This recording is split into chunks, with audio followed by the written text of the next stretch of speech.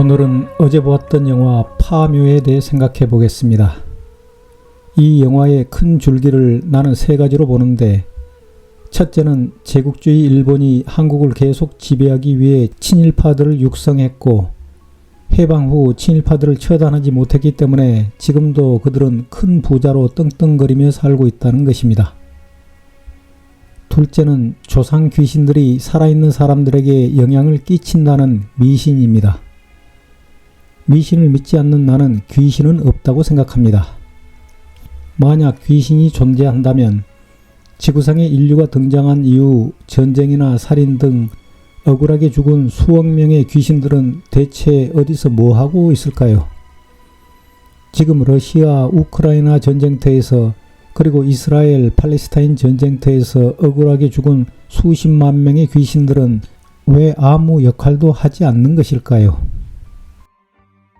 천지를 창조한 신은 단 하나이고 세상을 완벽하게 창조했기 때문에 인간들이 아무리 기도해도 세상은 바뀌지 않습니다.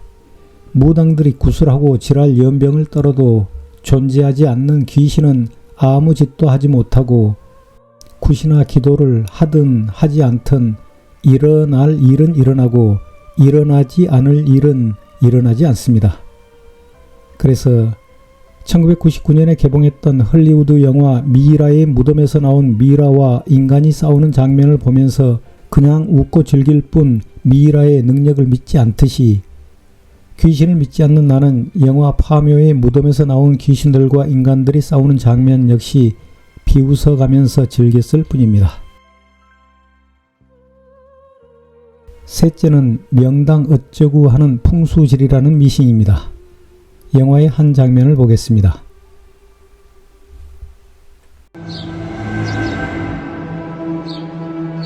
여기 전부 다 알 거야. 묘 하나 잘못 건들면 어떻게 되는지. 이런 데는 절대 사람이 누워있을 자리가 아니야. 딱 보니 묘바람입니다.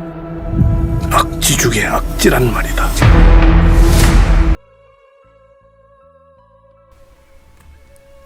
땅에만 명당이 있나요?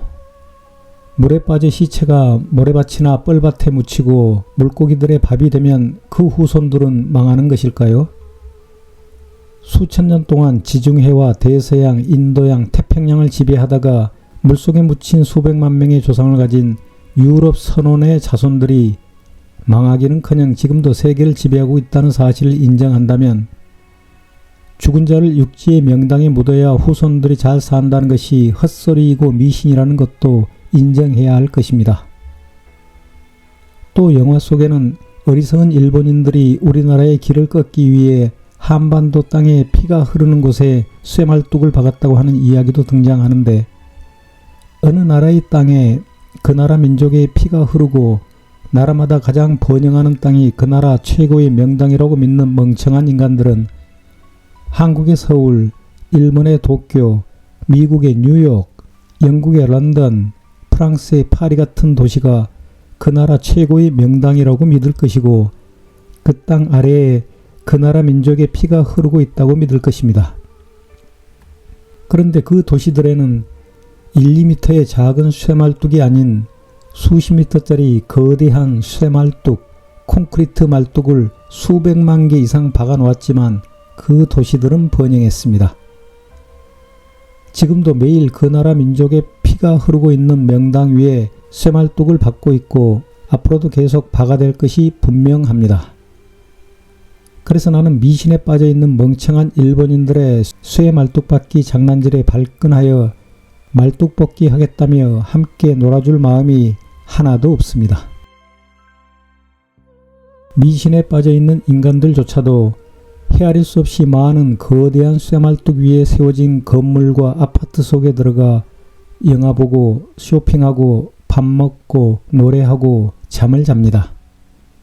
하지만 조상신이나 귀신들이 일으키는 재앙을 걱정하기는커녕 그 건물과 아파트를 소유하지 못해 안달입니다. 오히려 명당의 쇠말뚝 위에 세워진 건물과 아파트를 소유하지 못하면 재앙이라고 믿습니다. 명당 어쩌고 하는 풍수지리는 미신이고 가짜라는 것을 의식적으로 알고 있기 때문입니다. 이번에는 내가 공감하는 최재천 교수의 말을 소개합니다.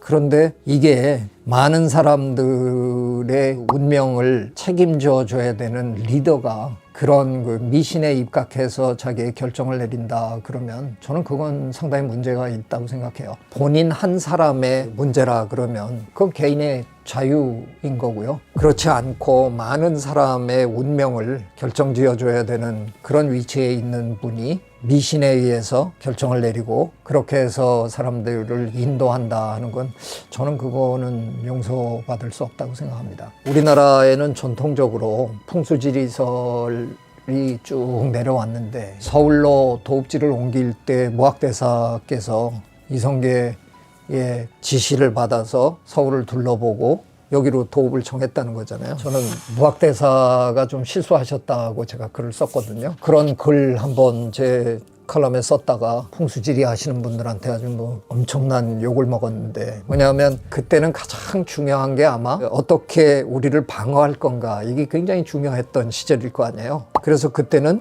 산으로 이렇게 둘러싸인 분지 형태의 지형이 아주 기초적으로 그걸 일단 갖춰야 되는 거죠. 근데 지금 이제 한참 세월이 지난 다음에 미세먼지와 이 기후변화의 시대에 살게 됐잖아요. 미세먼지 문제, 공해 문제가 가장 심각한 도시들이 전부 분지형 도시들입니다. 공기가 안 빠져나가니까 서울도 그런 고통을 지금 겪고 있는 거예요. 미신에 빠져있는 멍청한 인간들은 과학을 비웃습니다.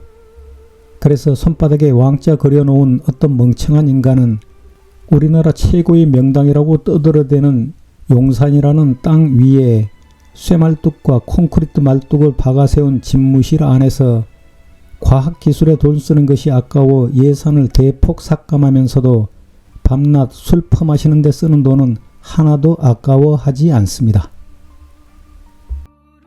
나는 다시 강조하거니와 과학을 경시하고 미신에 빠진 인간은 멍청한 인간입니다.